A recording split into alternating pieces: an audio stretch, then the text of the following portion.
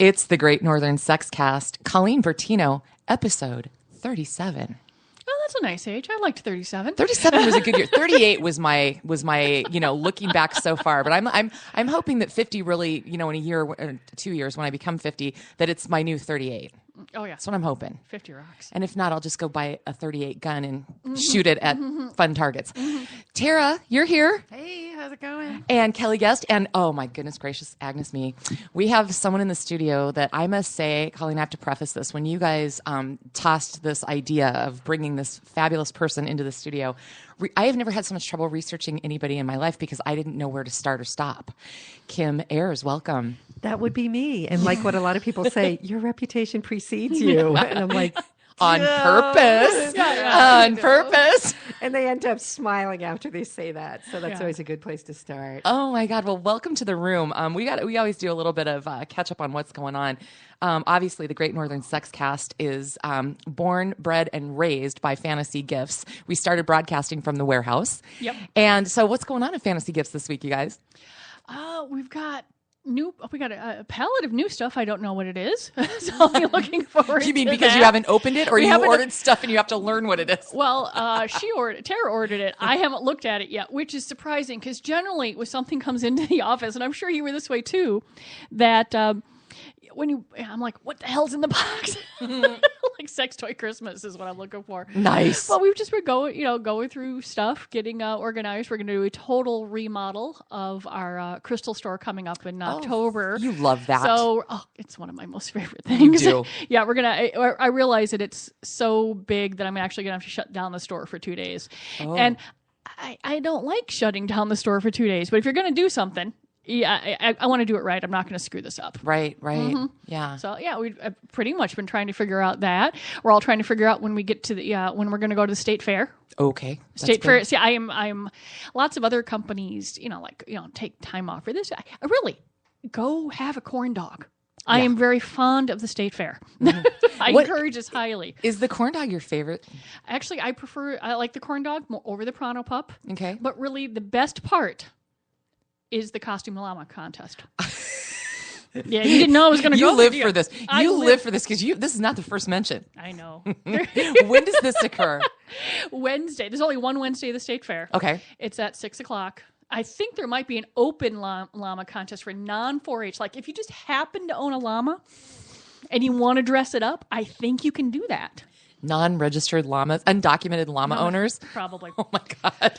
So yeah, we just been focused on that. And then of course we had Kim come into the office this week, which has been spectacular because she's got, she can tell you why she's here, but she's also going out to the stores and doing mini seminars for our employees. Okay. So that they're better to help all the folks out there. Okay. So let's just connect the dots for people because here on the Gr8 Nrthrn Sexcast, we rotate Fantasy Gifts crew in here, which is I think one of my favorite aspects of the show. We never know who's going to show up every week. And Tara Langdon is here. And you are what's your title again, Tara? Tell everybody what you do. I buy all the toys. Toy buyer.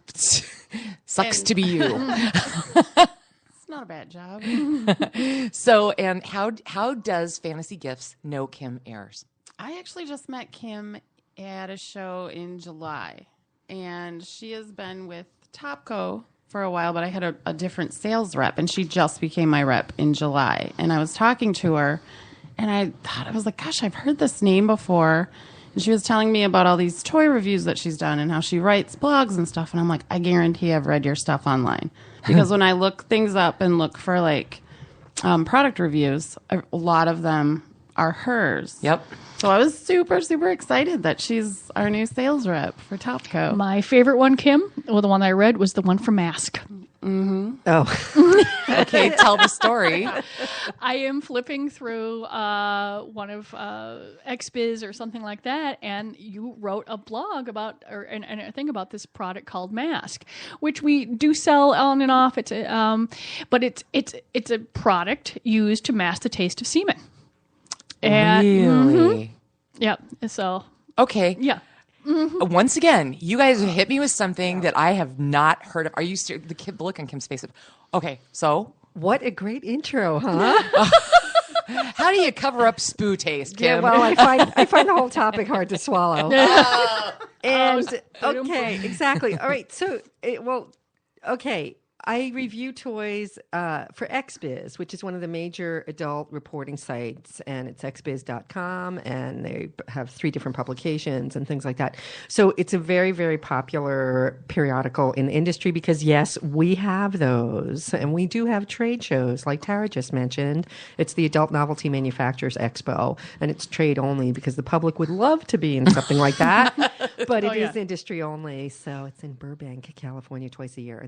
And then just to a little sideline is the consumer show that everybody knows is the AEE, which is the Adult Entertainment Expo in January in Las Vegas. And that's been going on, about more than 20 years at this point.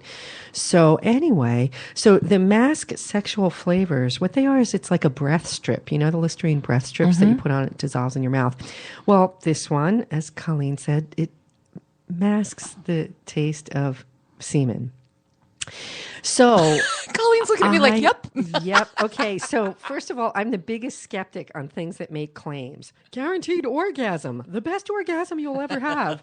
You'll ejaculate 20 times more. You know, it gets bigger, thicker, faster, wider. You know, it's like, no. Okay. So first of all, that prefaces it. So I saw this and I'm like, there's no way this can work. So I was actually part of a little panel, and that I actually told the owner or the sales guy, I'm like, I don't understand how this works. What it does is it masks the proteins in it, and it basically nullifies them for taste. And I'm like, so if it does that, you could give it to your kid before they eat broccoli at dinner, right? Oh, God. So I didn't, but anyway, actually, I did kind of test it like that. If it hid the taste of turkey. And it doesn't, so that's good to know. And so I review these products, like I said, for XBiz. So I get a box every month that's got 4 toys, anything from 3 to 5 toys in it. And I open it up, and it's got this packet of mask in it. And I'm like, oh, now I have to review this. And I know what that means. So it got me thinking, what's the big deal about this, about the taste? What is it? So what I did in part of my research is I asked 5 straight guy friends and 5 gay guy friends. Oh. All right? Okay. And I said, have you ever tasted your own? And the results were astonishing. All of the straight guys, so those 5 straight guys, said, no, that's so gay. They all said that. And these are like, pretty cool people and stuff like this. They all said, no, that's so gay. I asked all the gay guys and they were like, yeah, why? And I'm like, so when the straight guy said, that's so gay, I'm like, so this is a girl's job? And they looked at me like, yeah, why? And it's like, what's up with that? So that was like kind of a curious part of the research. And then I had to call up my friend, Adam, and say, hey, I'm doing product testing. This is what you have to do. You want to come? He's like, yes. Yeah. I mean, that's got to be spectacular. Yeah, because people will bring stuff home. And and occasionally I'll get a subtle, like, yeah, that product works. But everyone's real sort of casual about it in the office, but they'll say, nah, I like this lube or I like that lube. We don't go into details, but people bring stuff home. Right. And being the reporter, I had to report on every detail. Well, of course you did. I mean, so we're laughing, but no, I mean, you have to, right? Okay. So, and by the way, Sex and the City episode, Funky Spunk, anyone? Did you all see it? Oh, really? Yeah. Oh, Samantha makes a guy taste his own, and it's hysterical. It's really funny though when you ask a guy that, or you're with him, and then there's the technique called snowballing, which is when a woman accepts it in her mouth and then kisses the guy and kind of like exchanges it. Oh, okay. First of all, this is a thing I totally love about the whole sex world. Completely, I am so infatuated with it. It's amazing. For everything that's a total turn on for somebody, it's a total gross out for somebody else. You can go down the entire list of everything, and you'll find people like, yeah, I kind of like that, to people like, that's so gross. And snowballing is like a perfect example of that, because there's some guys that are like, well, yeah, it's kind of hot, and then some guys are like, no way. And I think that goes back to the, no, I don't want to taste my own bodily fluid, and then, and it's just so funny. And then it's like, okay, so a girl could like use her fingers and then put her fingers in her mouth, and that's like a turn on. And they're like, yeah, It's like, why is that different? I'm sensing a golden rule moment here. Do unto others as you have done to you. I'll tell you, the best guys I'm with are the ones that are open to experimentation. I like to say I'm trisexual. I'll try anything sexual. Yeah. I love that line. Yeah, it seems to be a reasonable expectation if you're going to review the toys, because it is like sex toy Christmas, right? You don't know what's going to be in that box. You don't, and you kind of look at things like, this might work, by looking at the shape, what it does, and things like this. And also like how technologically advanced it is. One of my big complaints is, which is a big way the industry is going, and more on that in a moment. So it's if something's technologically advanced, I want it easy to use when I'm using it for pleasure. I don't want to have a PhD or have to look at the user's manual to go, oh, wait a minute. There's nothing more of a mood kill than directions. And this was different because you, one of the things that you've done is I know that you owned a brick and mortar store. You did. And so you know what it's like to look through, dozens and hundreds of items and go, I like this one, but I don't like the way that turns on and off. Right. Something is, and if that's just something where you put 2 AA batteries in it. Exactly. And now you're looking at an app. Right, and now you have to look at an app for a lot of things, and so your partner can control it from 3,000 miles away. It's like, maybe that's what like FaceTime and masturbation's made for. Thank you. I don't want you to be controlling my so yeah, but it's just that's where a lot of it's going. A lot of it, a younger demographic, they're app focused, all things like that. So it's kind of interesting to see that transition from as you've been in the business a long time, that ivory 2C battery hard plastic vibrator, which still sells. It does. Isn't that funny? Yeah. Yes, and it's not really used for your neck. Yeah, right. Those old ads. I remember the old pictures and stuff like that. And you noticed you only had one hand in the picture because the other one was getting busy. Yeah. Yeah. And there's always a great smile. Woo! That's it. It's so fun. Just the whole transition of the industry is amazing. Like Colleen said, I had my own store, and the name of it is really great. Grand opening. Never will see that term written in print again and look at it. People would be like, you still have your signs up. I'm like, that's the name of the store. Like I'm doing this spreading thing, and they're like, oh. I know what you're doing with that because you started off small and then got big. And that's how Fantasy Gift started. My dad started with a tiny store. And then people started asking for things, I bet, didn't they? Isn't that something? And you're like, okay. Yeah, I don't know what this is, but I'll get it. Expand the store and more and customer, all things like that, And speaking of customers, this is something that I do a lot in my trainings because I think it's really important. For a lot of women that work at sex toy stores, there's this assumption that they want to have sex with you. Oh. And I talk to women all the time, and they're like, oh, yeah, that happens all the time. You get hit on by guys because you're comfortable around sexuality and you're willing to talk about it with complete strangers, a.k.a. customers. Okay? So a lot of times you get hit on by guys, but I actually have a really big boundary is I don't have sex with customers. You know why? Because the customer always comes first. Oh. No, okay, Kim, I got to get you to back up just a little bit because so you started, was your full on entree into this industry, was it when you opened your store? I would like you to sort of tell us your story. Well, I can actually relate to a lot of people that I talk to, and I talk to men and women constantly about sex because I find it so amazing, as I said. And what happened was I was married 7.5 years. Nice marriage, fun while it lasted. He was really kind of straight and normal, and I put that in quotes and things like this. And he did not want to do any kind of sexual experimentation. And me, since day one, I've been like, oh, well, what's this all about, and stuff. And just have really had an undying curiosity around sexuality that I think comes from a higher power. It really does. I really think a lot of the work that I do is higher power just to make sex okay.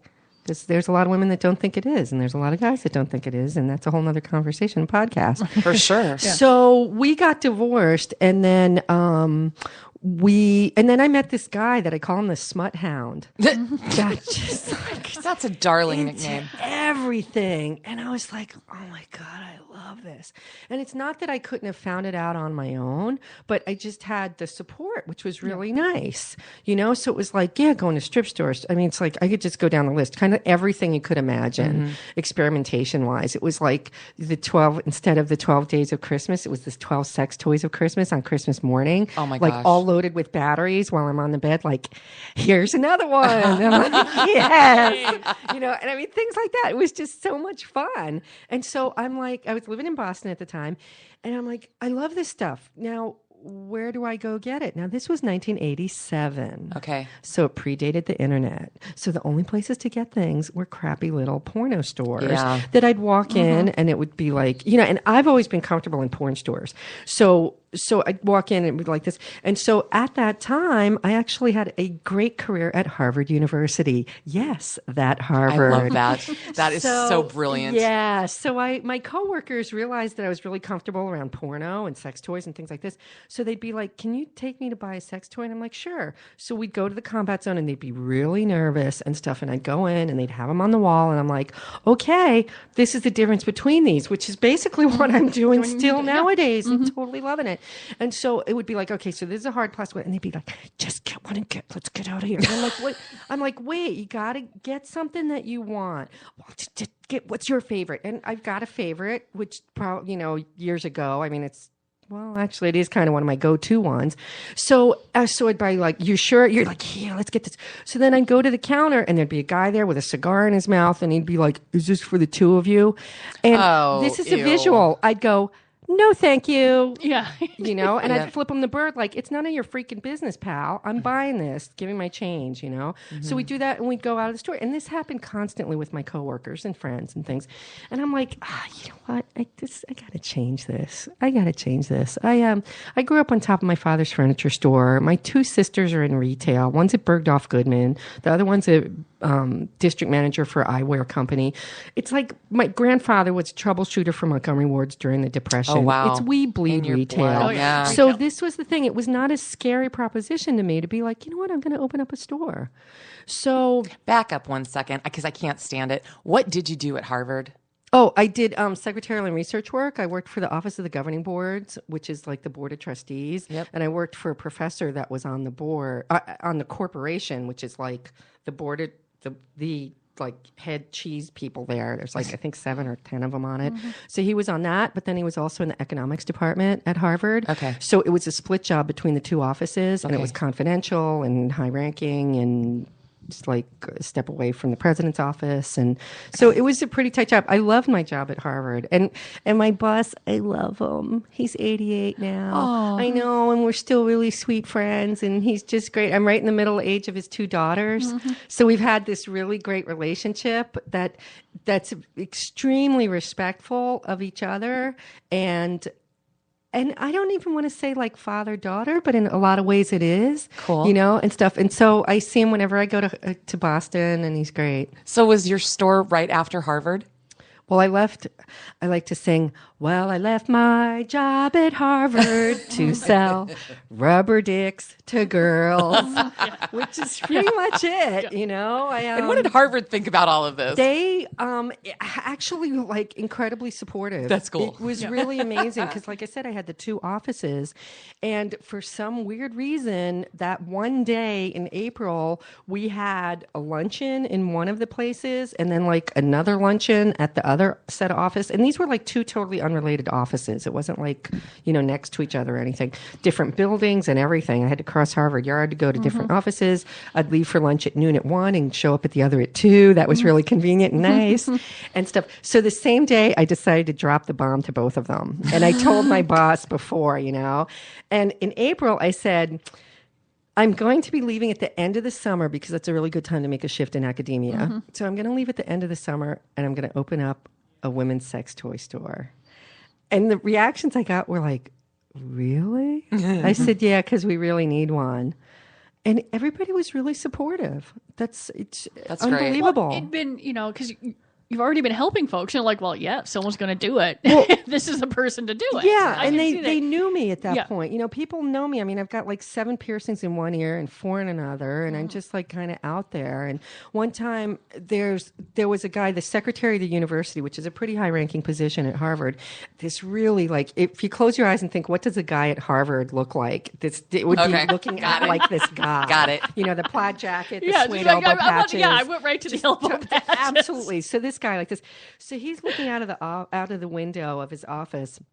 And I was running the honorary degree program there. And so I was like giving him a report on something like this. And he turns to me and he says, "You are such a breath of fresh air in this stuffy joint." And I was like, and that kind of took me by surprise because I wasn't expecting something like that. But to hear it from him was just like, That's cool. oh, thanks, you know, because I'm just being myself. So that's, I think, has a lot to do with why I've really loved the industry so much and why I opened my store and why I do this to this day. When you were first starting, because I know it was a small spot, and you're like, okay, what are you going to put in there? Did you just focus on the toys for women? Did you bring in guys' toys later on? Yeah. Because I mean, you have a finite amount of space here. Right. And in fact, speaking of finite, it was 250 square feet. Oh my gosh, that is. It was an office room that I started in. And so what I did was I know, I'm there's showing your a boss. picture of my dear boss. Oh, he's adorable. I know, he's a sweetie. I love him. So, so what I did was, all right, so I got this idea to do the store, and that's a whole fun, long story. And I was going to wait till my boss retired because, you know, we got along so great job and stuff like that. And my brother, who's always been my sounding board, I said, look, I want to do the store. I'm going to wait till he retires. And my brother said, first of all, if it's such a good idea, somebody's going to beat you to it. Second of all, whose life are we talking about here? Oh, that's a good point. And it was just like, you know, and that was a Columbus Day weekend, 92.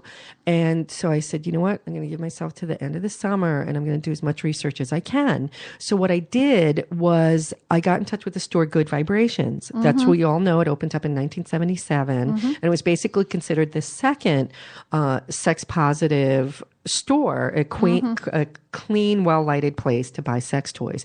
So the first one being Dale Williams' Eve's Garden in New York City. So I got in touch with Good Vibrations and I said, do you guys have an apprenticeship program? I want to open up a store in Boston. And they said, yes, as a matter of fact, we do. Wow. They had just started it because Joni Blank, who's the founder of Good Vibrations, is a really co-op person. You know, she believes in sharing information and everything like this. So they had just started that. So the other people that went through that program, you have any idea? I don't know the folks that don't. Babeland. Babeland. Yeah. So it's Babeland and me. We were the only two. So I did that in March of 93. So I had a really good idea of inventory and stock and things like this. Plus, like when I did that apprenticeship program, which was 2 weeks long, I did customer service, you know, talking to customers, and I just loved it. And the customers were like, you're so good with this. So that to me was yet another confirmation that this is what I want to do. So then what I did was I came back and I kind of thought, okay, so what's the next step and everything. So it's like with starting any other business. You ask your friends, hey, can I have some money? So that's what I did. And I asked a friend of mine who had actually used to be a bartender in the Combat Zone, which was the red light district of Boston. I asked him and he said, yeah, how much do you need when? So I started with $14,000 to invest in inventory. So it included books, a fine selection of products, and obviously in 250 square feet with maybe like a little like closet size back room, back stock area, started with $14,000 worth of inventory, and we sold in rented videos. So that was a big part of customers coming in, coming out and stuff. And then it was basically, you know, getting the company started. One thing, I sold it in 2005, and around 2004, I think, I grew it to $1.6 million. Nice. So, you know, you can do it with a lot of work, and it just had always, you know, turned a profit and everything. So Yeah, I'm just thinking of the timing. I'm like, 1990. I said, yeah, because I joined the family business in '89 when I graduated college. We were about the same. The same age at that point. Yep. And they had 3 stores, and then we, you know, grew it up to the ones that we have. Exactly. You know, because we were aware of Good Vibrations, and we were, at that point, and a few other places. Sure, and that's just the whole thing is because what I'm so fascinated about the industry and especially stores is you can go to like really super nice, beautiful boutique stores, and you can go to like really sleazy, your feet are sticking on the ground things. Yep. But they're all open and they're all selling things.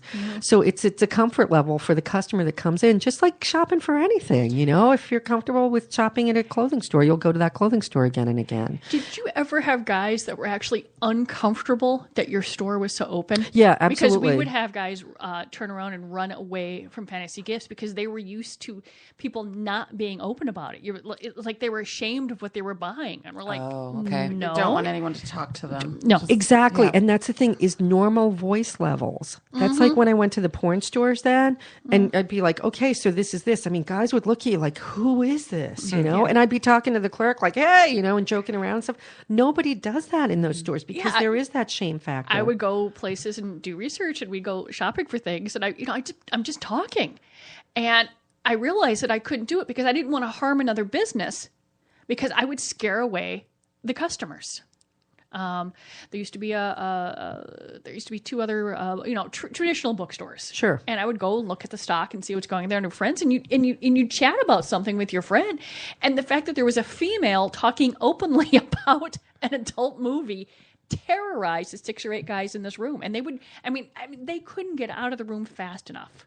They really couldn't. And I think fortunately, and I want to say I might have blinders on with this, but I think a lot of that's changed generationally, and I was obviously going the to ask internet if you has guys a lot to do with thought that. if you'd seen a shift, everybody. Yeah, there's still that factor out there for sure, and I think a lot of it is more culturally related as opposed to I don't want to say upbringing because that's culture a lot too, but I think the internet's just really vastly changed things. Yeah, no, I think we will have men and women shopping together in the DV department of our stores, and it does not terrorize the guys anymore. Right. They might step aside because, and then when the other people finish it, but they don't leave the store anymore. They may go browse something else and then go back, right? Because they want their privacy, and I don't have a back room. I don't like the back room concept. Right. Never have. And so, sometimes people just want more space. That's fine. But they don't physically, not that, I'm saying a few do here and there, but they don't physically leave anymore. Right. And that was a thing when I opened grand opening. Like people were like, well, what if there's like weirdos or trench coaters that come in here? And whenever they did, they were like, this doesn't appeal to me, and they'd walk right out. No kidding. Yeah. Oh, funny. Yeah. Like Colleen said, we're open about it, just like at Fantasy House. It's like, And hey, that's welcome, hi. that's their thing is oh my God, that's right, funny. right, for sure. So yeah, I mean, just the whole customer thing. Yesterday I was at your store and I actually did a really nice sale. Thank you. Because I really loved customer work, and she was so my mortgage great. thanks you. That's it. I was like, I love this. What'd you sell? A bunch of stuff? Well, or? yeah, it was an upsell. She wanted a harness and a dildo and things, and she picked one out, and the straps are really lousy on it. I'll tell you what it is off the air. So, I mean, they're not real stable. So I said, well, the gizmo itself is really good. I said, but these straps are going to like go flopping around all over. They get stretched out. They're not really great. There's this one here that you can put this into. And in fact, I can show you how to do that. And I looked and I said, can I open these? They're like, sure. So then I went and I actually set up the whole rig to show her. And then she needed a bigger ring to accommodate it because the ring that came with it was small, which tends to happen sometimes. And I said, you know what? We need to get a bigger ring. I'm going to buy that ring for you. So I actually bought the ring for her. So and she and it was like a $125 sale. So it was really great. And she was so great. And this is the thing I really, really, really miss my store, the customer part, because it's so fascinating. Like I said, it's really, there's never a dull moment in this business, especially when you're talking to customers. And then a lot of times they'll say to me, oh, you've heard this before. I'm like, yeah, but not from you. So it's new. And it's so true. It's so true, And that's like when I do trainings and things is I say, to the staff, I'm like, people tell you things that they don't even tell their partners. And they're like, yep. And that's amazing to be entrusted with that kind of information. It really is. Yeah. I'm learning that from these guys every week, It's so powerful. It really is. And I do a lot of sexuality workshops. that have a whole bunch of different topics. And I do one, sex tips for girls, and I do orgasm workshops and all things like that too. And one thing that I love to say about women is I'm like, think of how strong we are sexually. Think of how sexually strong. We can topple governments. Yeah. We can. That's true. Yeah. You look at history and just think of that power. Mm-hmm. We can sexually topple governments. And if we have that kind of power, that's a hell of a lot of power, if you ask me. So embrace that. Not that I want to go toppling a government, but for good, not evil, right? For good, for good. So yeah, I wish it was for good. It should be, just the whole sex thing. It should be a good experience, for everybody. It's so amazing. No, that's what I've liked about being in the stores, and I'm not in them as much anymore because I'm in the office, stuff like that. And a lot of times people ask questions when I'm in the stores, and I said, okay, in general, I can tell you about this, and then I have to go to my clerks because I haven't worked with the product, the individual stuff anymore. Yeah. And, I can generally tell you the difference between this silicone toy and this hybrid toy, or I can tell you the difference, in general between this lube and that lube. But sometimes, I haven't taken the item out like my clerks have. Right. Or, Right, exactly. And I get the training, and it's just, and I look at the stuff and I go, oh, I don't know what that is, which is why Right. I go tearing into the boxes sometimes and driving them crazy. They're like, we're not ready to get to that yet, but I want to know what's in there.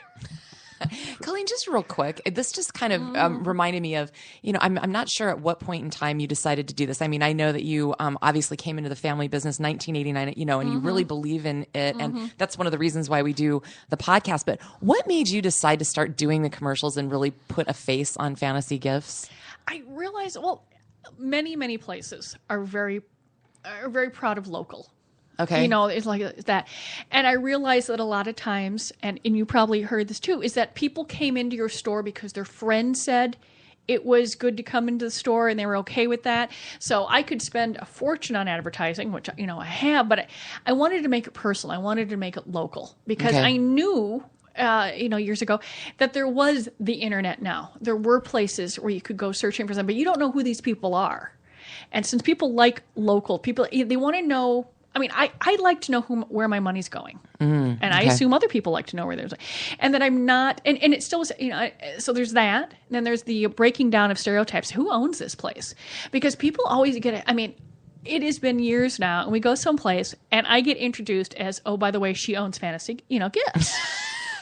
So, it's fascinating. And I said, you know what? I'm proud of the store. And let's take it let's take it another step out of the shadows that people put it in, and say this is it. I've been arrested for the stores. I might as well go on the radio and on TV and say, hi, this is Colleen. This is my store. This is my family's store. I believe in it. Exactly. And it's just fascinating because I'm like, I don't have anything, it's not something to hide. No, and it's pretty interesting that you bring all these points, is you own a business. Mm-hmm. And this is a thing that I've always said, is if I had a dress store, you would not be recoiling from me when I introduce myself and put my hand out and say, yes, I own a sex toy store. Mm-hmm. But it's the same thing. You're selling a product that people want. One thing that was really incredibly cool about grand opening is that I was located in Brookline, Massachusetts, which is almost surrounded by Boston, but it's not part of Boston. It's a separate town. They're very proud of this. And so I opened very discreetly. I didn't do any press releases or anything like that. Mm-hmm. And, just really quietly. And, some people like in the sex community that I started networking with, told their friends, this is when grand opening's opening, that type of thing.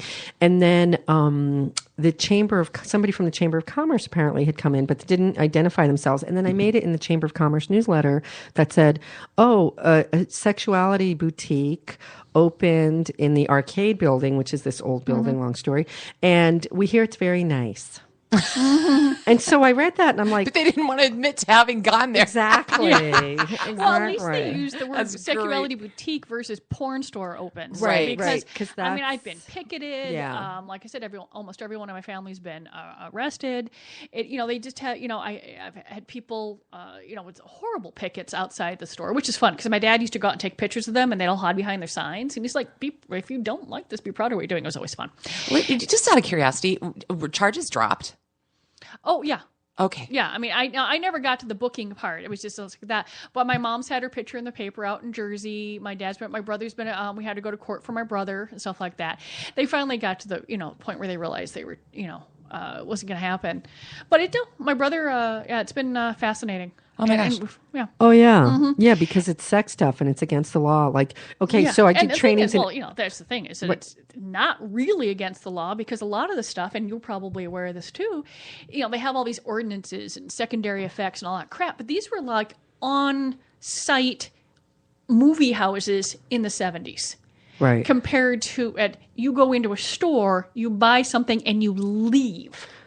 You have to compare apples to apples. Now, I know this, and for the most part, generally the city attorneys and the judges know this, but the city council and nobody else, for the most part, has the guts to say this because someone's standing outside going, pearl clasping and going, think of the children, think of the children. Oh, my God. And so they have to go through all the process, cost everyone a lot of money, hundreds of thousands of dollars, so they can say the judge made us let them stay open. Okay. Right. No, they won't. Right. No one will do the thing that's constitutionally correct. Right, because if they support that means they like it. Okay. They like it, or they're So they don't want to publicly come out and say, hey, you know what? Everybody needs sex toys. God forbid they do that. Because then it's like, oh, I bet you have a closet full. Well, yeah, and so does that person with the picket sign out there. Don't kid yourself. Because believe me, there's no way that I could maintain double websites, an office, 9 stores if just the people who said they shopped with us stopped with us. Right. And Good point. And that's one of the reasons I don't know. Other places, like in New Jersey, everybody wants a newsletter. In Minnesota, I ask, would you like to be informed of things quarterly? And I will get maybe a dozen people still in 2015. Really? Yeah. I mean, I'm going to give it another shot. I've got both of the websites up and functioning. I've got a little bit, I'm working on, some maintenance and some stuff, but I've got a plan in my head to see if I can focus on this a little bit more coming up once I've got a couple other projects done. But I think I would love to be found wrong on this. But I think there's still a very big part of Minnesota that does not want to get an email from Fantasy Gifts. Well, I think a lot of it is, we could go down that Ashley Madison route now, is they don't want their email attached to anything that's sexually related. For sure. Yeah. And they dump their caches in the history of their computer browsing every night after they So funny. go to Pornhub. It's just occurred to me, I'm stating it for the record here, that every time Kim comes to town, and I hope it's at least a few times a year, you're coming in here, period, end of discussion, because there's absolutely no way we're going to cover everything that's out there about it. I couldn't even get it on a page. I'm like, I gave up. I just did. So what I want to know, though, Kim, you can go on kimairs.com, right? Yep. AIRS. Yep, .com. And all the different things that you're doing, and click and just, so how did you go from, did this all start when you sold your store? All of these things that have led to this like personality and all these things that you're, okay. It's been way early. So how did you get so out there, but out there like in the media and all the things you've done? Well, I have no shame about what I do. I do public speaking, and I actually have a business speech, which is what's a nice girl like you doing in a business like this. Challenges facing...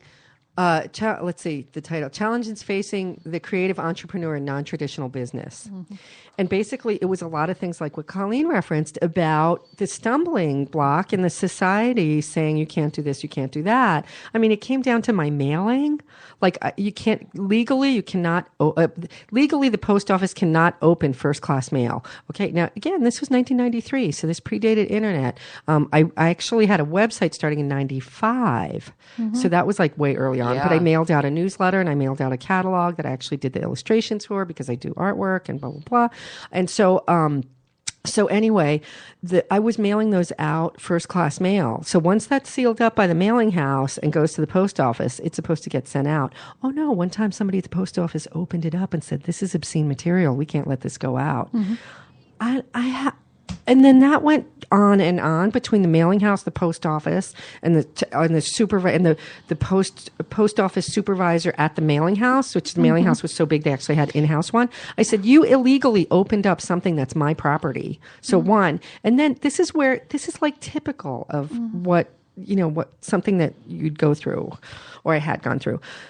I talked to the postal supervisor out of that area, which was Brockton, Massachusetts, which is a big regional processing thing. I spoke to the supervisor and I said, look, this is what's going on. It's first-class mail. It was sealed. Your employee stole from me by opening this up and taking it out because that's not their property. It's addressed to that person like this. And I said like this. And so then he said, all right, we'll send it out. And then you know what he said? My wife and I love your store. Oh, God, the amount of times I hear that crap. After I'm fighting through God. everything. Yeah, it drives me insane. just And is the little like- things about probably the same thing too. Finding someone that will take your credit card processing. Finding someone that will insure your store. It's a perfectly legal business, but for some reason, I might as well be nuclear waste. Exactly. And so this is this speech that I present. And one thing I love to say is, why is a checkered flag good, but a checkered past bad? Yeah. I have a checkered flag past. Damn it. I'm proud, but you might be a little upset with it. So that's what I say. So everything, like I said, it's my undying thirst to learn about all this sex stuff and what makes it work for people and histories and just everything fascinates the daylights out of me. And I want to try so much of it. And that's what I do is I try it so I know from experience what things are like, from my own personal experience. I can't say, oh, I tried this and I didn't like it, so you're not going to like it either, which is what so many people do. And then also like in a store, that's what, and I'm sure you guys know this, is that, so a woman will come in and never has owned a vibrator and like, I want the rabbit. And you're like, oh, it's my first one. My girlfriend likes it, as in girlfriend, not girlfriend. And so my girlfriend, and I'm like, well, you've never had anything like this? No, but that's the one I want. And I'm like, you might want to start out a little bit more simply and get your body used to these sensations and things like this. So this is, experience from talking to people about it, of that, it's and things like that. So you don't go in. The minute that you get your driver's license, some people do, and go buy yourself some sort of Porsche that goes 180 freaking miles an hour. You want to start out something easy. That's a good point. And we're trying to tell folks when they're buying something, and we talked about this before. First of all, surprises are bad. I mean, that's what I'm trying to. And, and to talk about things, I'm sure, you talk about talking about things, and you just work your way up to something. Because I also don't want to say to someone that just because you can't afford $300 app silicone, you can it probably work on the space station vibe, that you're not worthy of trying this other item over here. I mean, to have a range of products that that are good and fit people's budgets and their needs. Right. And one thing that I always say is get what appeals to you visually, because that's your body saying, oh, I like this. Okay. And the analogy I always make is it's like a plate of food. If you don't like what it looks like, you're not going to want to eat it. So a friend can be like, oh, come on, that's the really best thing. And you're like, it's your body saying no. So if you look at something and go, that one thread of doubt, don't get that one. I have to admit that to some extent, when we're going through Tara, and I'm sure she could do this, I mean, there are phone book sized catalogs and JPEG files and all this sort of files and everything online. I mean, thousands of items. And there are just some times where we're like, we have to like step back and go, okay, my first reaction to this was, I don't think so, but there are a crap load of other people out there. But if we look at something and go, for the most part, if everyone in the office looks at a packaging or looks at a product, we're like, I think we're probably in the majority. And even though it might vibrate really well or it might have a really good internal mechanism, sometimes there's something about an item that just does not appeal to folks, And sometimes it's all personal. It's all personal, and it's really unpredictable. That's the thing that amazes me. It's because you don't know. Kim, you just stumbled on something interesting. When you're a sex toy reviewer, one of the many things that you do, but it's so different than being a food critic, because food critics will go out there and just slam something or laud it, right, without ever giving consideration and calling kind of to your point of the fact that, wait a minute, and so I bet you that is an interesting line that you walk, so to speak, or vibrate when doing your job, huh? It is, because I don't, when I say something, it's kind of like, well, I own my experiences. So I like this because, or I don't like this because, but I certainly don't speak for all of womankind. I mean, and that's when I teach classes, I say that a lot, because I teach sex tips for girls, and I also teach sex tips for guys, which actually those two classes started by guys. I'd have guys in my store going, can you come over here? And we had a thing called the guy corner, which was just like a little corner, but they'd gravitate towards there. And the guys would be like, I'm going down on my girlfriend. I have no idea what I'm doing. And they knew they could ask that without any judgment or anything like that. So I had enough guys ask that I'm like, you know what? I got to have a class on this. So we go over anatomy, just all different skills. They're all tastefully presented. There's nothing graphic or anything like that in it. And it's funny because the guys are like, I feel funny saying this. They're almost like little boys in that class. They're all like, fully engaged, and they want to know everything, because I think maybe God a lot of them, love 'em. it's the first time Yeah. that a woman's being really upfront about things without, titillating them, as it were, or teasing or anything like this. It's like, okay, so this is the clitoris, and this is where the nerve endings, and this is the side, like go on and things like that.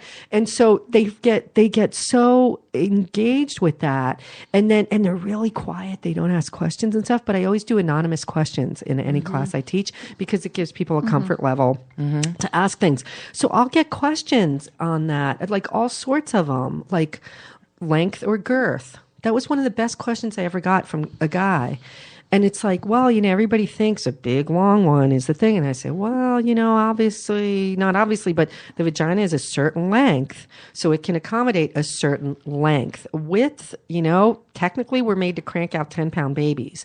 So we can handle girth. So in that sense, girth probably wins out over length if you look at that. However, if you insert anally, that's a whole different mechanism, and there's no finite end to it. So technically, that is one way to accommodate something that's longer, but not a lot of women are into that, or not a lot of people are into that. I just don't want to limit it to women, because we all have one of those. And so, so it's kind of things like that. But the questions, I love getting them in the guys' sex class, because it takes a lot for them to admit they don't know something sexually, and they don't like to ask their girlfriends, because then it looks like they don't know about sex, and blah, blah, blah, blah. And it goes on and on. So so it's real interesting. But then conversely, when I teach it to women, they're like, woohoo, let's party. Yeah, when I do a blowjob, blah, blah, blah, blah, Yeah, no, I think, definitely women in the stores have been, 2 or 3 women will come in shopping together, and they'll talk about things. But I don't, in the past, I have not seen groups of guys come in and go shopping. Totally. It's just they're going to shop individually. They're going, they're going to ask questions. They're going to do stuff like that. It's like they don't go to the bathroom together either. Same thing. Same idea. What's up with that? I know, right? And it's but it's nice to be able to give the information. I'm sure folks used to come in, like I said, we would put the price tag on the back. One, aesthetically looks better, but that way people could put the item face down.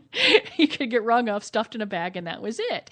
And now even guys will yell across the store, "What about this one?" I mean, it is they have some knowledge. I mean, you can see the questions just by looking through the back of like Men's Health magazine. It's pretty amazing, isn't it? I mean, the stuff that's back there. Yeah. We'll take a look at. I'm like, okay, I keep forgetting to buy the magazine, so I finally got subscriptions to some of these things, so I could go to the back third of the magazine and see what toy they're talking about this week. Yeah. Because not even the manufacturers know sometimes what the writer has grabbed to do. Or and then all of a sudden you'll see sales spike up, and you're like, okay, where's that? That's what I said. I said, can someone Google and find out why we're selling this particular item right now? Exactly. I think that's an excellent segue to our next portion of the show. Okay, and I'm because there's some stuff here. I need to set the stage for people. One thing, I have absolutely no idea what it is, and then something is completely covered and I wasn't supposed to peek. So take it away, Kim. Yeah. Okay. So no, Kim is, just so we know this, Kim is a rep for a company. You can talk about that. And she was in Talking with Terry yesterday. Yep. It's Topco Sales. We've been around since 1972. Oh, my. We've been around for a long time. And we make a whole lot of things. We are a full line manufacturer. So we make everything from lubricants to pheromone enhanced sprays to masturbators for men to lots of vibrators for women to full size sex dolls to, oh gosh, what am I leaving out? That's kind of covers all of it. Yeah, Just all the vibrators, 30 words or less, you know. But within those categories, there's hundreds. So we make a lot of things, and it's pretty amazing. So, the team over in China, which is part of our company too, manufacturing there, developed something that was brought over and that we unleashed at the anime show. This is the talk of the show. It's Okay. the talk of the show. And if that's the talk of that show, oh my God. Okay. Right. Yeah. So what I'll do is cast your eyes there. Yeah, we'll take some Kelly. pictures here of it later on so that you guys can see what's going on. We'll put it Right. on our page. Where And am I looking? look at the gray bag. You can look right there in front of you. right in front of Okay. you. Okay. No, what was really funny is that Oh my God. What Yeah. is that thing is huge. yeah. What And Topco was one of the first companies that my father started buying from too. They used to make a vibrator display that was the talk of Minneapolis. No doubt. Okay, I'm fully feeling this thing up. Oh my. Okay, do I get to see what's under there? I'm afraid. There is a probably a 12-inch by 18-inch item. Writhing. Writhing, Throbbing. vibrating, Get some throbbing. video of this. And I'm Vibrating. squeezing it. Okay. moving, pulsating. There we go. Oh. There Oh. we go. And what is it really doing? It's twerking. Yes. It's yes. Working. Twerk it. It is Oh God. the This is awesome. twerking butt. Oh my God. Wow. Is that totally amazing or what? Okay, Tara, I'm going to turn this around, or I'm going to do the whole because it's heavy. Holy, It's heavy, It's yeah, it very weighs like heavy. about 16 pounds. Colleen's closing the curtains, not because she's afraid. It's just for better lighting. Better lighting, Oh my exactly. God. And this is Kelly. That's grabbing it, right, them. huh? Yeah. Wow, look at that. Is that totally amazing? It's a men's masturbation device. I'm transfixed. I mean, it's like It's a game changer. And everybody in the industry will tell you that. how much does this sell for at retail, guys? Well, the MSRP is $9.99. Okay, So it's So I mean, it's pretty technologically advanced. It has a remote control. It is wired. You do have to plug it in. And what it does is it massages in a circular motion, and it vibrates the inside. And since it's been plugged in for a little while, you'll probably experience the warmth of it oh my gosh. on the inside. That's a little. Oh, finger you want me to condom. put that? Oh God. Okay. Yeah, Oh because God. Once okay. you experience All right. it, you will Okay. realize how amazing it is. Okay. Okay. So- This okay. is what was going on in the office yesterday. Oh my gosh. Okay. Well, let's go here. Okay. And close your eyes. Okay. And just imagine. Now, I was thinking, I don't have a penis, but this seemed that quite amazing? interesting to me. You know what? Guys are never going to leave the house again after They're this. never going to leave the They're house. not. That is like you got, and it's not weird and mechanical. Let's go here. Okay. Wait. Oh, here we go. I can't see what I'm doing. That's it. A finger my anally. word. That's Isn't that amazing? and it's warm. She's right. It's warm. Warms. I'm speechless. I mean, honestly, okay, we're laughing and it's like, it No. feels like I can just imagine. But what I guess I'm saying is I can't believe that they were able to do this with the machine. Totally. But you know what? It gets even better, everybody. Oh yeah, there's even more. So Guess yeah, what? we did film a little bit here, and we'll try and get it on if we can manage to do a few seconds without messing with Facebook. Absolutely. We don't want to get in trouble. There's an app for that. For this? Yes. The Twerking Butt app. Free on Google Play and the App Store. Brought to So you what does it do? by Topco. Funny you should ask. All right. First of all, there's videos that are already on it. We'll get to that in a moment. Okay. There's also music that you can download your own music and start playing it, and then add the twerking mechanism, which will connect via Bluetooth. So connect right there. Okay. Now it's connected, and now it's responding And the mics are picking this up. to the music. Yes, it's on a crazy wooden bitch. TV tray here next to it, and it's bopping around pretty damn good. It is, and I have my phone on silent, but I think I can probably put it on. Oh my. Here we go. Oh, good Lord. This So is. it will play to the music that Oh, you it have. actually. Oh, you mean it? responds to Oh the music. my gosh. It's Bluetooth enabled. A Bluetooth butthole. Who knew? Who knew? Yes, we were joking about Thunder Buns yesterday. And the best part was, and I forgot to grab one. I don't know if you have any, but there's a little novelty little tush that has a tiny little vibrator in it. I was just putting them on top of people's monitors yesterday. Okay, why wouldn't you? you? And it occurred to me that you just can't do that in a lot of different businesses. I love it. Right? I love it. So right now it's just doing the massage thing, but then when you hit the twerk button, it will twerk also. Oh, Yep. my Lord. So do these come in different sizes and colors? Not yet. Not yet. But But I it would will. imagine that Yeah. they'll make We're for working on it right now. Kardashian-sized and... Exactly. Because Right. that was at Anime, we had a lot of response like, oh, we need one in a brown skin tone, which, Of hello. course, yeah. Like that. And wider because, man, when I see somebody twerking, I want them to like be having cushion for the pushing there. Yep. So, yeah, we're working on that. Okay. And then, like, well, maybe you want to program your own program for it. So we can slide this here and change this here. It's really fun watching her And face we'll because, hit that I mean, I there. was way off. I did not know that it had the app when we were talking before. I just thought it was vibrating. I'd missed that part, so I greatly underestimated, my cost on it and what it would be. But I was just kidding because, the part that got me is that Tara and Kim were talking, and I'm doing other things, and I had a deposit yesterday. I'm getting change, and I'm walking by, and I'm putting change in the safe, and I'm like, 5 minutes later, I'm going, is there a really large faux ass on my conference room table? And I wandered by and I went, well, yes, there is. And they were already gone for lunch. And so it was under its little, and then I'm like, hey, it sounds really good when you smack it. And I'm like, I am in a conference room in the dark smacking a faux ass. But I was curious. What does it feel like? It makes a great sound. It feels Did you hear? wonderful. Yeah, here we go.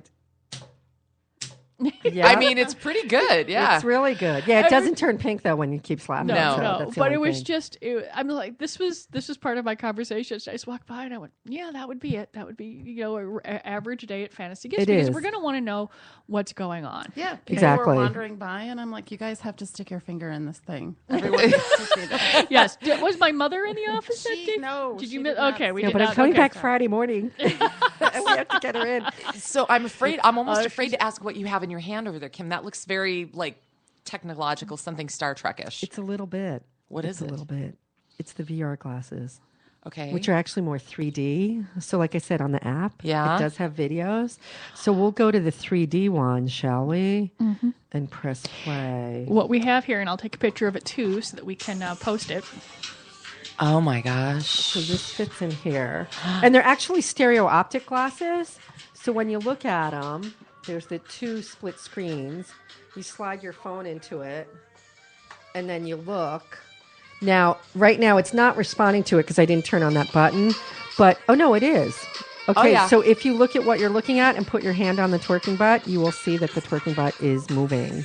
Oh yeah. I didn't hit the twerk button on it, but I could. It responds to the music that's in the video, but we're working on videos that it actually responds is- to the action in the video. And Kim's phone is in. Oh my. That's just. Isn't this amazing? I'm yeah. So Yep. it's like an immersive experience. This, and like you said, I wonder how guys are going to leave the house with this. Honestly, I'm a little intimidated now knowing that this is out here because yes, as items, it's high ticket, obviously, but for what it does, I'm surprised actually now that I've seen all this that it's not more. Quite frankly, I am a little surprised. Yeah, because it is really, really. There is a lot going on in that. And For sure. What engineer? Okay, what's the degree that the engineer who came up with this has? I'm just curious. You gotta wonder. They're tech guys, And we actually had a training by one of the inventors, of like, okay, you do this, you do that with it, and everything like that. And he told me what else they're working on, which is really exciting, and things. And yeah, it's pretty. Pretty amazing. Yeah, the I like it twerking because a lot butt. of times you look at stuff and you go, okay, it's a masturbator. Or, we joke and say it's a loaf because, they come in big boxes. We could come in, but I'm like, I had, even yesterday, it was towards the end of the day, she's like, no, Tara's like, no, it does this. And then I said, oh, the goggles went with it. I mean, right over my head, just completely and utterly, missed it. But I was Yeah. There's a lot going on. It's a lot going on. And at ANME, because I'm always a jokester because I love this stuff. And it is really hysterical when you come down with it. So I came up with this at ANME and showed my stuff. I'm like, what is this?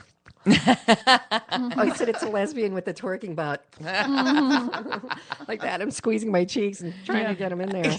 And what was really funny, because I did this for my own personal entertainment, but also because I really needed to do this, is I went through this with TSA flying here. Yeah. Oh, This is on my carry-on luggage. Yeah, it is. How'd that go? It's in a backpack. It was in a backpack. And so I'm like, I didn't want to declare it because I didn't know what to say.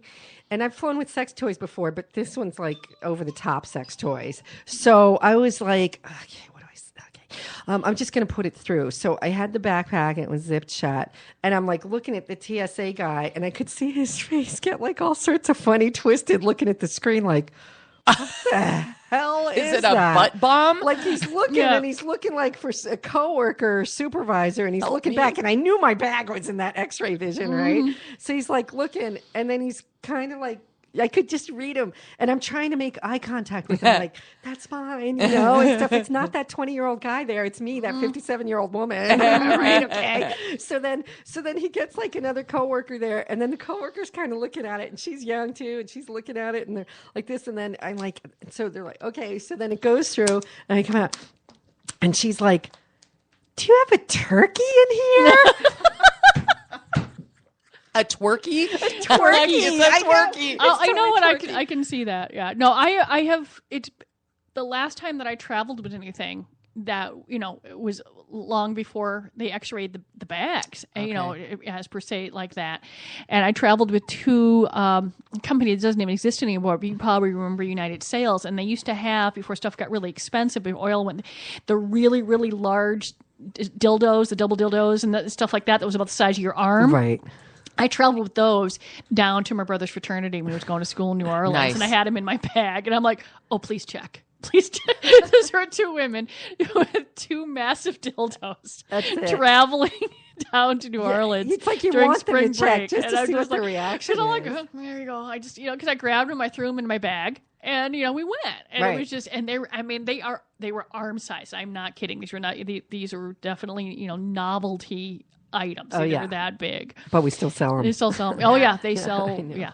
But now they cost wholesale what we used to sell them for because the materials have just become For sure. expensive. Yeah, it was fun when I said, actually, it's a twerking butt. And one of the girls slapped at another guy and goes, I told you it was a butt. Because you can see it was shaped like a butt. Nobody wanted to say it out loud. Nobody wanted to say No, it. and then she's like, you should have said something before. I'm like, yeah, but I didn't know what to say. This is the first time I'm traveling. What do I say? What should I do? 'Cause Did it's they like, give you be any nice to TSA? And she's like, well, next time open your bag and open it a little bit so that they can see that there's something mechanical in there. And then she says, kind of let them know. But it's funny because, like, what do you say? Oh, I got something that looks like a bomb, Yeah, Yes. I could see how that could be. I have a It very, totally yeah. looks like, because there's a lot of mechanical bet. stuff in there. So I'm just going to say there's a mechanical device in there. So I just want to make you aware of it. That's and probably- that's it. And leave it at that and let them just watch their face again. It's so much fun. I'm sad because they're gonna here at the studio. Our studio time is running out here, and Kim, I mean, there's no way. The next time you come back, we're gonna have to dive into your sex classes, and all of that. I mean, I knew it. I didn't get to I got to I think one question, and then off we went. We didn't even get to do the news, but I will tell you. Believe me, people will be naked in Florida next week too. Oh, hey, this will keep. It's not like what the stock market did yesterday, so it'll No, hold. well, So I'll yeah. just save these for next week. No, but it's going up. yeah. This is is what we like. So Kim, how often do you get to Minnesota about? Oh, we're going to work on that. Hopefully a couple times a year. Okay. 3 times. And About, it's should work on it. Just Because- automatically you're booked. Is that fair? thanks. Yeah, You are that's totally absolutely fair. I booked. love it. It's nice to talk to someone that knows exactly how how it is to get insurance. I mean, not everything else, but just Totally. with the stuff that people don't think about. Yeah, Stuff. exactly. But I have to admit, I've not gone through TSA with the large twerking ass. You will soon. You will soon. Okay, we'll get Tara right on that. Tara, is that going to be something fun for you or I'll do it. I'll do it if I have to. I'll do one for the team. the best? One of my favorite things about the the employee seminars when you had scores of reps coming in June, and I got to sit down with all the wholesale people. Colleen, you were out of town. It was the best part of it was hearing all their travel stories with their samples. It's amazing. It's the best. I love it. Absolutely. KimAyers.com. It's KimAyers.com. And Colleen Bertino and Kelly Guest will be back with you next week. And Kim, as soon as we can possibly get you. Coming soon, she's probably coming right now, Mrs. Sin. I've been texted, so our favorite swingers coming back here pretty soon. Nice. Great. So have a great week, everybody.